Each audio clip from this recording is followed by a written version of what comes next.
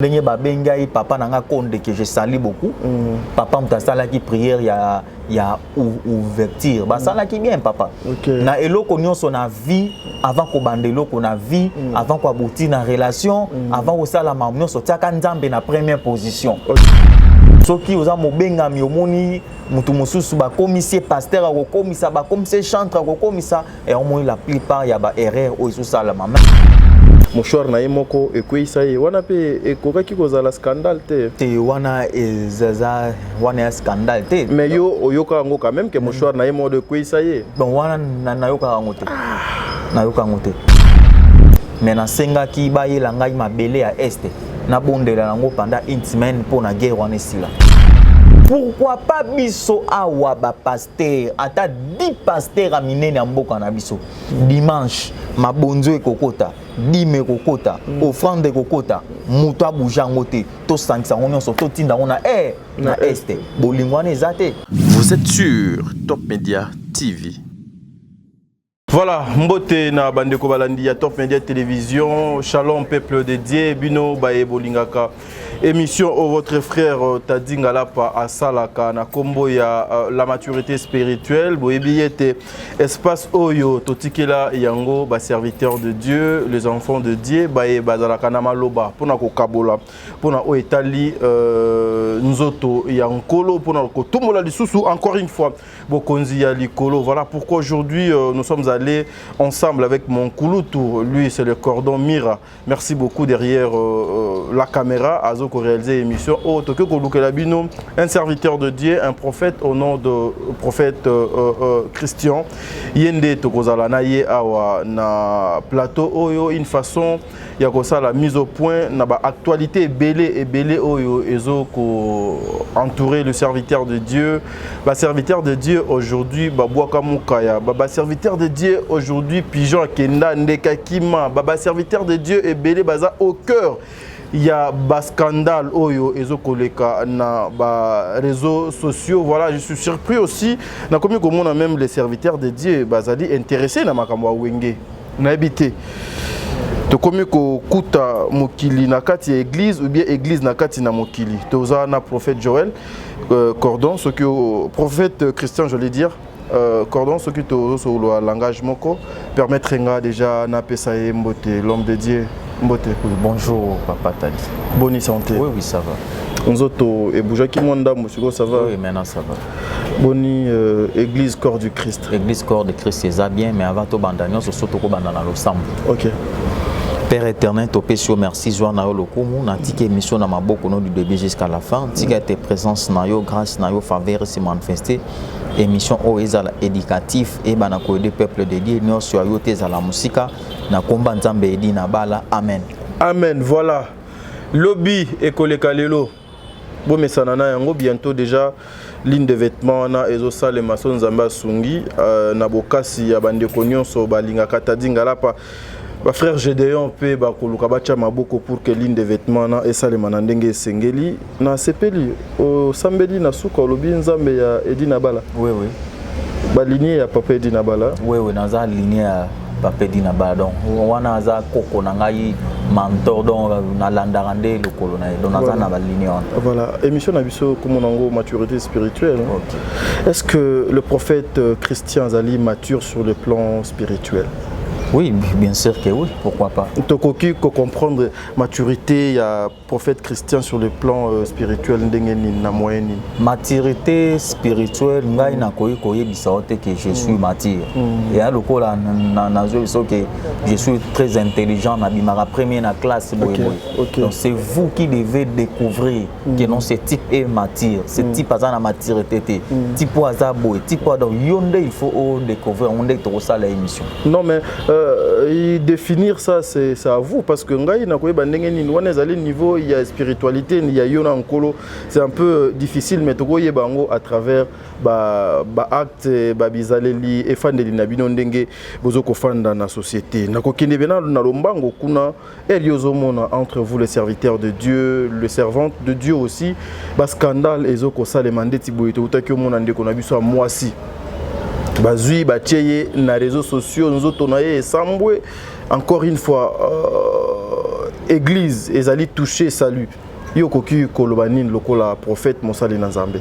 Oui, merci beaucoup papa pour na mutuna na o. Le problème en est que eza déjà makambo o ekomi donc asenga peuple de Dieu pardon azwa temps ya ba retraite asenga kaka elonga na Nzambe elonga na olobana ye azala kaka fort eza makambo déjà ekomi tokobwaka ete donc eza makambo ya Nzambe asenga peuple de Dieu pardon. Donc yango moni makambo ba chrétien ba komi ko se décourager mamba ko sambela makambo ebele na yoki pe ki aza prophétesse aza pe église bon azala toujours fort azwa non repos moki ya matana ngomba alukelo na Nzambe atika Nzambe te Nzambe ya bwaki ete soko ko itelema mais telema na Nzambe telema na esprit moko ya bien Nzamba ko sunga eza makambo yaka. Mais au moins, elle a demandé pardon. Pardon à Yewana. Yolokola, un serviteur de Dieu, quand au Moni, après, et ça n'est même pas un jour, comme on a zotoné, étant donné qu'il y a les qui a singé pardon. Ça veut dire une façon, il y a qu'on s'est racheté et pas banana Nzambe. Mais oui,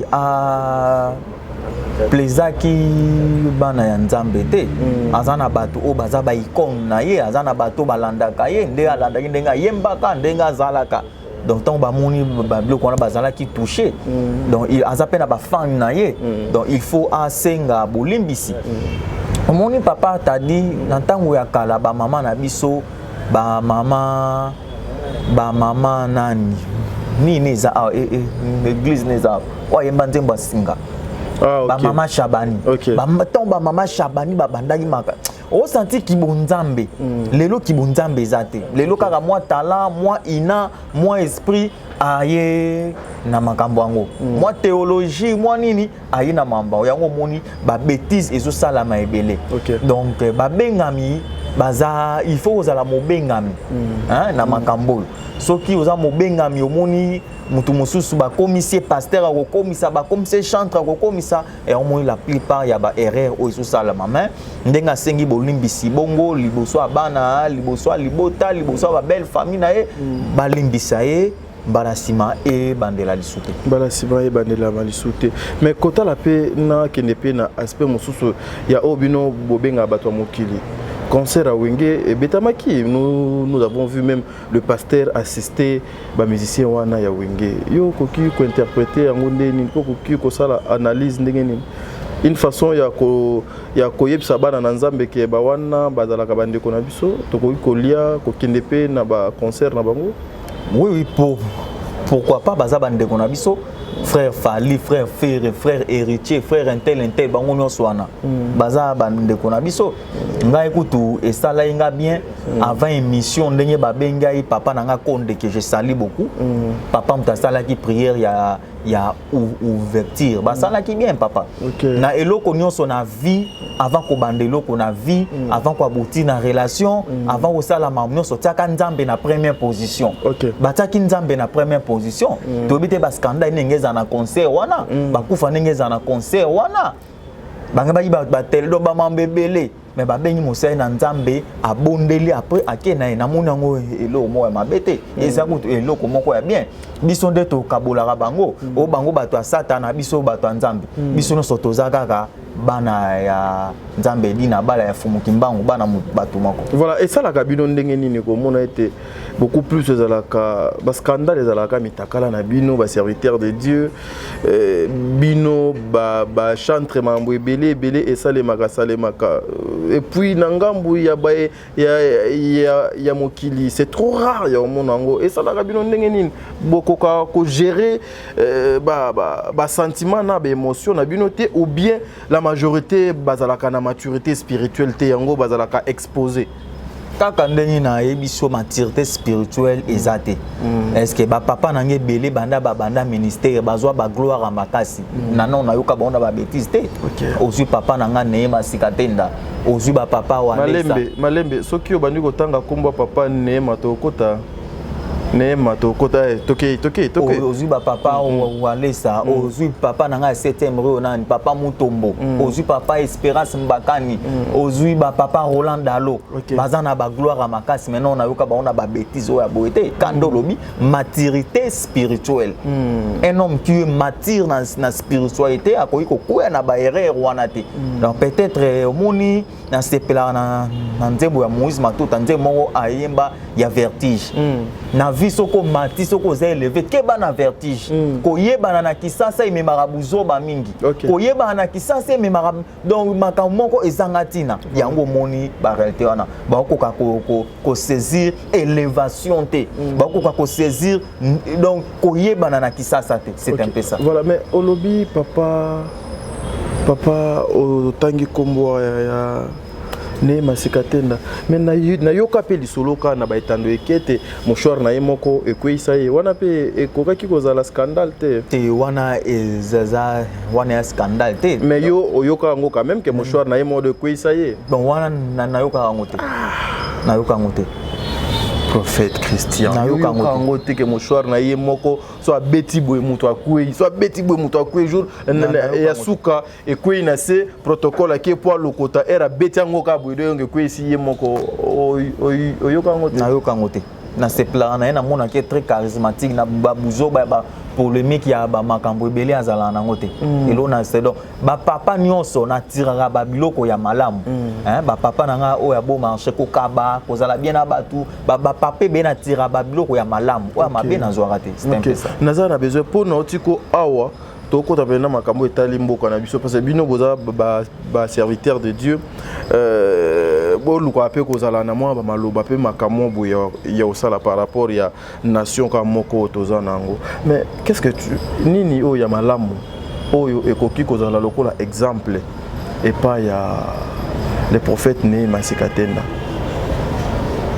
bon na lobi na yo awa exemple na un papa très charismatique donc charisme na ye papa na mambanzambe tout compte OK na mambanzambe tout compte OK okoki koleka na télévision bandi ko finge les premiers les 30 à ko répondre yote OK okoki koya ogangi olobi à ko répondre yote na propriété na ye na ndenga lataka bien c'est un peu ça na ndenga zalaka bien na batu omoni na nzela ou to orgueil zalate akiti azo sola na bino pe bien c'est un peu ça até a peu bien.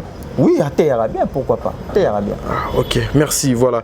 Bandiko Balandi Boende, toujours continuer na émission Nabiso avec le prophète Christian Obino Nyonsobo. Yebi, je pense que Zalimba Liboso te aleka awa. Il est correct dans ce qu'il dit par rapport à lignée nae nzela pona kosale la nzambe. Mboka Nabiso ezali na état d'alerte. Cannabis, il faut qu'on se le dise, nous sommes agressés depuis un certain moment. Est Nabiso Kimia ezalité. Est-ce que papa bozo kozwa temps ya kosala la pour na kuona ya mboka Kimia moko boye ekota côté kuna? Oui, ngana zwa ki temps ya kobondela pona mboka na biso, je suis congolais, je suis fier d'être congolais. OK. Au moins na nzoto na biso ndenge toza bonde na zaboye, soki naza na pasi na loboko. Donc na net na musapika so na nzoki, nzoto mobimba ezoki. Ba mama na biso baza violé, bande ko na biso bazo kufa, ba papa ba kolutu baleki na biso ainsi de suite. Ezo sala ngai bien te. Ngana zwa ki temps ya kobondela nzambe kimia eko kota na este. Bande ko na biso kimia eko kota. Mais na senga ki bayela ngai mabele ya este na bondela nango pendant une semaine pour na guerre wana sila osengi bayela mabele ya este pourquoi yo moko OK este te ko koluka kozwa mabele wana bon ngai nazana ba moyen ya okende kuna te baso bato bele baza kuna ba gouvernement bazokanga ba tinda ta bayela nga mabele ya este na bondela pona yango nzambe dina bala akosala kimia ekokota na este o mener des marches mon côté ya kokutana na soit l'économie sous ya serviteur de Dieu ou bien membre du gouvernement pour comme ça message wana onzambe apesio pour na koluka moyen ko sambela pour na nation pour kimie kota nazo sala nde ba démarche na kutana na papa Bahati na sa ba démarche na kutana ye mais pour na makambo ya basai na nzambe nga naza na temps ya kokutana ba pasteur mususu te 42 biso to bana mboka oyo mutu soka za élevé akoma hein quand ndenge ezalaka mais ati ya wenge esalinga ipasi makasi OK ndenge to benga bato matolo bato ya bata mokili OK concert na bango bazui 40% 40% bapesi na bandeko ya este na ba caché na bango ba kata pe batina na bapesi na bandeko ya este na bana na bango na basi na bango pourquoi pas biso awa ba pasteur ata 10 pasteur a minene mboka na biso dimanche mabonzo ekokota dime kokota offrande kokota muto abujango te to sangisa nyonso to tinda ngona na este bolingwana ezate bolingwana vraiment ezate tala bato mo biso to benga bato mokili bato matolo bato balinga mbongo bato abasi nyonso nozoloba mais tala idée bazwi na raisonnement et toucher nga makasi tala unité ya bato mokili mais tala biso ba papa na biso ko sona na bango ko finga na bango vraiment eza pas ningi voilà c'est zala une façon nzambe à exposer rabino pour na kolakisa été réellement bozali oyo ya bwaka apesa mokongo mais eza normal na tango suka bomona mamba ndenge na ndenge nzamba zo bimisa génération o nyonso ya mabe pona bimisa génération ya malamu biso bana miketo zo ande to sela nzambe mais ozomona pete ke mabe yango mingi ezaka epa na bino génération montante o bozoya nano bozana na se ko matana bino ezoya na ba scandale belé prophète ozomona ngo te non eza nango bongo te eza problème il y a éducation aux yeux pas na yo na encadrement aux yeux na kati parce que moi je suis né grandi na fait pas ko nzambe malam na encadrement ou encadro na kati église na ndenge pe ozo évoluer OK ozala pe na père spirituel oui j'ai mon mentor père spirituel azali OK comment on est Coutinho Fernando Papa Coutinho OK yende pena mentor oui yende mentor mais voilà. Icône nanga pe azali pona icône azali père azali OK la dernière fois que tu as parlé avec ton père spirituel c'est quand avant à Kende France à Kepoto mais ça date depuis papa Kenda Poto Tilelo papa no ya molimo osolo na été mais non na Kenda pas maman mi na pesidi maman atenga maboko na solo ni na téléphone c'est mon père OK merci à part na noa qui père spirituel na robenga maman mi koko OK merci beaucoup nzambe azwalo comme voilà prophète Christian lelo toluka kiyo parce que tu avais un message important pour nous lancer et pas bandeko oyo ba kozwa libaku ya kolanda yo awa makambo nyonso yo ozalaki nango bana na nzambe baluka ba bénéficier na oyo likabo nzambe atikati na yo pona koluka ete bisika nyonso bakolanda biso bakata par ya gâteau na bango na osenga na rédacteur au serré pena les prophètes parce que le message est très important pour avoir temps et repasser sa message na merci bon bien aimé dans le Seigneur ticket nzamba pambola na kombo na Yesu amen na tongo ya lelo na pokwa lelo ça dépend ya air oyo yo ozo landa émission oyo thème na biso toza kolobela pendant un mois oyo maman papa ezali souffrir en silence bien aimé dans le Seigneur. Pourquoi souffrir en silence bien aimé dans le Seigneur? Et ana bato belé na samokili oyo ba otambola na samokili o ba otambola ka lokwa bato.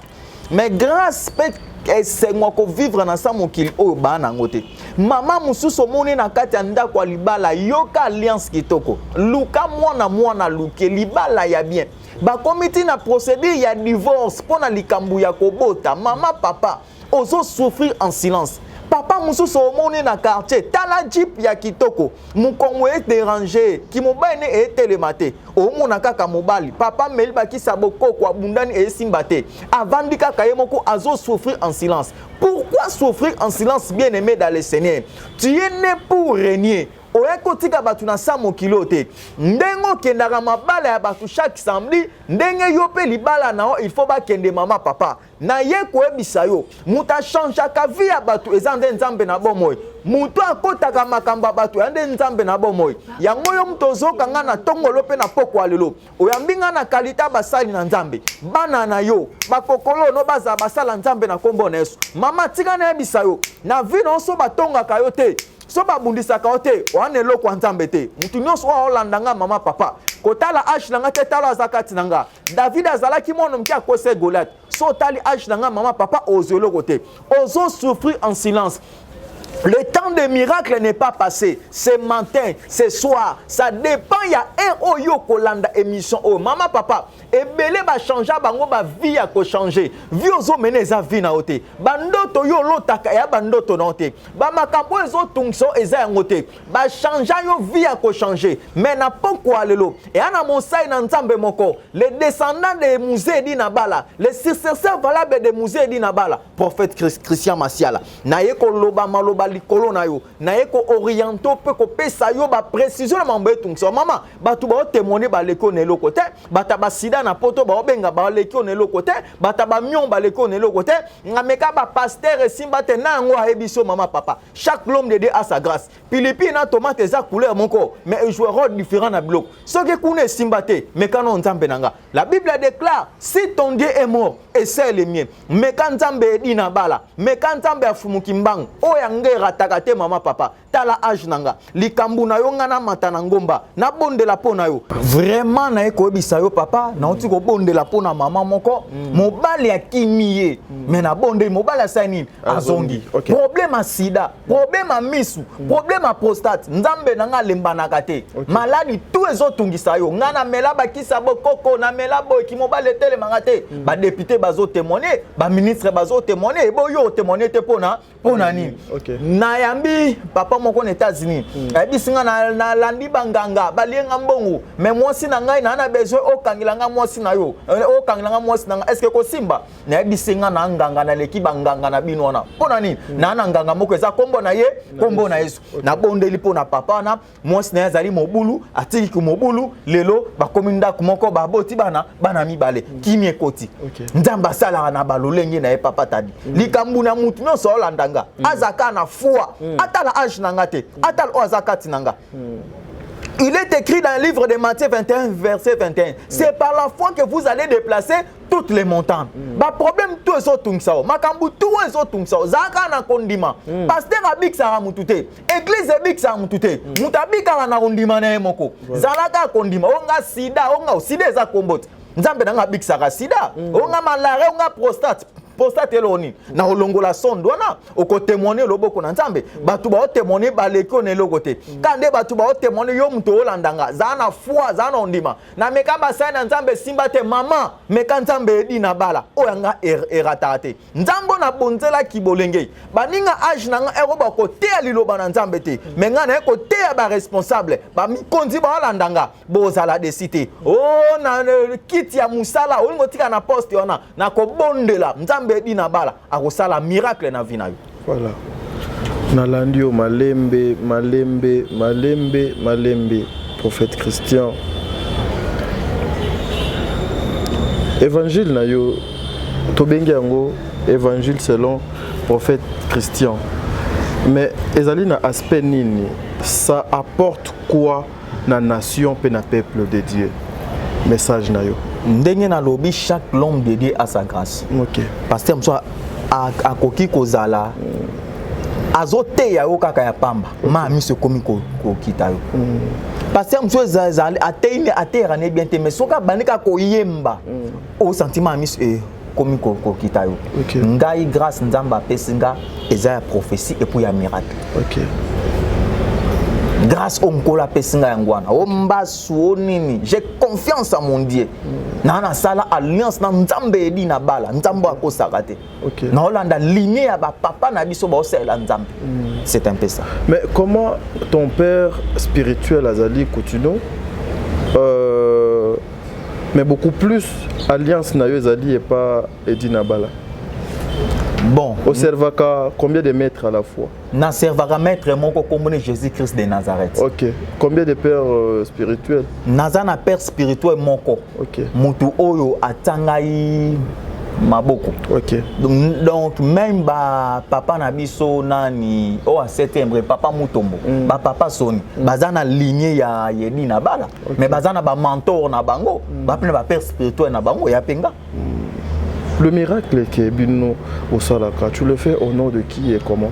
au nom de Jésus-Christ de Nazareth on akufa ne kulusu pote ngana otobika tozwa bomoi bwalobiko nzambe o edina bala asalela nzamba makionate nzamba ba miracle fabriqué te o angezara tikotak nzambe a réagi.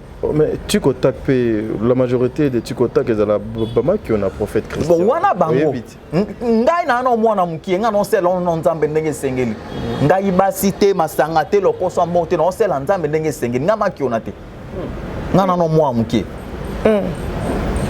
prophète toyebi ke wana eza ba défi hein basite masanga te yo salela na nzambe na yo ebi makambu yo zoloba oko supporter ngolobi na supporter ngo déjà. Qu'est-ce que tu es venu chercher à l'internet? Parce que tu es encore trop jeune, Osaka, parce que vous êtes un serviteur de Dieu. Oui. C'est pas votre âge. Vous êtes un papa sur le plan spirituel. Vous êtes un serviteur de Dieu. Je respecte Onyonso à se présenter à Liboso Nanga Lokola Moussali Nanzambe. Donc, na respecte Kaye. Nandenge Yoza. Na niveau na yo na stade na yo oye koluka nini na réseaux sociaux mboka oyo etondi ba problème na ba scandale na ba insulte belé. Est-ce que tu pouvais pas kosala musala na yo libanda ya réseaux sociaux? Na réseaux sociaux na koluka deux personnes na réseaux sociaux. OK. Il y a na bande na réseaux sociaux na koluka deux personnes. Deux personnes. OK. Il y a liboso na koluka mopangano o ebi nzambete. OK. Abongola mutema aeba nzambe. Il y a mi balé na zoluka chrétien o azana ba problème.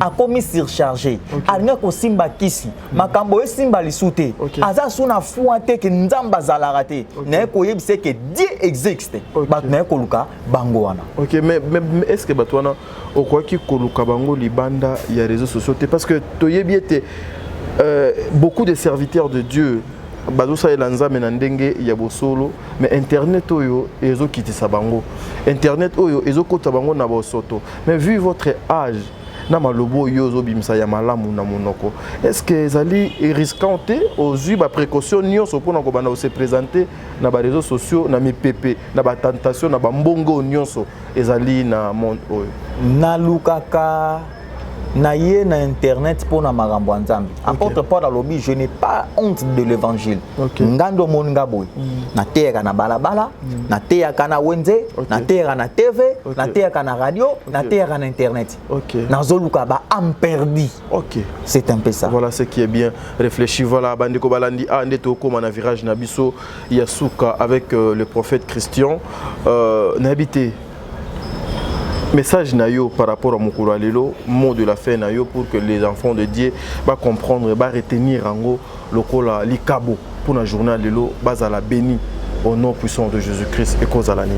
Bien aimé dans le Seigneur, au fongoli téléphone nayo sikoyo, TV nayo siko, ozuli bakwa koyo ka émission oyo, eza les jeunes prophètes Christian Massiala, les descendants des musées d'Inabala. Nakatiote au bâti légende.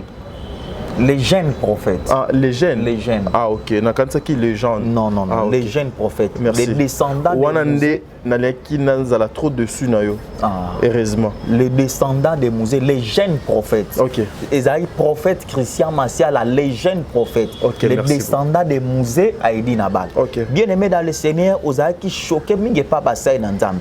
On a son confiance, c'est pas bassin dans Nzambe. Mutu musuku tu o landanga tika ba aventurier maman. Noa bande ko bela ba omona noe munta bakwiti. Kimbango e bondimete. Edi Nabala e bondimete. Ngai pe na ye ozondimanga te. Nazo belela. Non ça la publicité pas yanganga te. Non bela kombo na Yesu mama papa. Problème ezotunkso malade etunksa yo. Onyo komi nango mingi mama tika tembe tika ki Saint Thomas mekana nzambe nanga batu ba témoigner ba leko ne logote ba otala age nanga te ba otala wazakati nanga mwana mki abetaka mbunda ba kolope babina na oloba na yo kaka numéro nazo pesa ya numéro nanga privé avant ko benga ngai tuna na volonté ya nzambe banganga pe ba koma ba prophète ba mbikudi pe ba koma ko sakole yango monde ba scandale ezo sala mebele partout oui. Vous avez numéro raison. nanga ya téléphone ezali Ok. plus 243 91 011 07 4 na suka. Oko bandela yango. Plus 243 Ok. 91 011 07 4 na suka. Ekozala ngo affiché wana mais nazo pesa ngo lisusu plus 243 91 011 07 4 na suka. Ba panga mundu benu vonda ka nombre ya kulanda émission yai. Mungwe kuza tubila ngeyo mama papa nge vonda dossier pa basai na nzambe. Mais bubu yai mama papa pesa nzamba mundu confiance. Muke mwana benu bokila mundu ngeke baka solution ngeyo na dizina ya nzamba fumuki mbangu pe edina bala amen. Mais pourquoi Olobika na Kikongo émission comme na suka ozolinga isuna tuna mituna prophète Christian ba mina kweze belé wana opesika position que tu es de l'autre côté. Mais naza mu Congo faut nazala fier na mboka nanga naza mu Congo so na mu Swahili naza mutandu yoze koloni nga pe na par rapport à je peux pas donner ça ici. Je dois être fier d'être villageois. Yoza papa ya bane belé oza na bangala na kati awa oza na ba Swahili oza na ba baluba oza na ba pendo oza na ba tetela et ko créer moi jamais origine nanga mutolo ekundama na mboka na Congo central faut na loba munoko nanga Jésus de donc nga naza nyonso donc naza mwana ya Yesu Christ o mutetela muluba mushwedi mu Congo nazana pona bangono nzamba kabula ki be ekolo te ebonga na kabola bababi kolo pona ni nzambe pas na place na botamaki et alors merci vous avez compris donc justement interprétation Yamabe ezalate par rapport à ce qu'elle a dit ou ce qu'il a dit j'allais dire que c'était la personne. Et voilà, il y a donc à lobby interprétation Yamabe ezalate ezaka justement que ezalo kolanga na koloba pe kimbala na koloba pe tuluba na koloba pe swahili mais eli koloba te ke akaboli. Voilà pourquoi à la fin il a même dit que Nzambe akabola be kolote asangisa bato nyonso. Unité wana est régnée pour toujours entre nous. Nzambe azala na bino, Nzambe abate la bino. Un grand merci na frère Gédéon pour l'assistance dans l'émission Oyo. Malgré bon voilà, donc un grand merci à frère Gédéon, un grand merci na cordon Mirankianvu wana kulutu na biso pour la réalisation de l'émission Oyo. D'ici là, portez-vous bien. Toza na deuxième émission avec l'évangéliste Gédéon Oyo Tobengaye, Gédéon du ciel, ya papa Walesa. Merci prophète Christian pour notre Oyo. C'est à moi de vous remercier. Merci beaucoup. Merci. Allez, bye bye.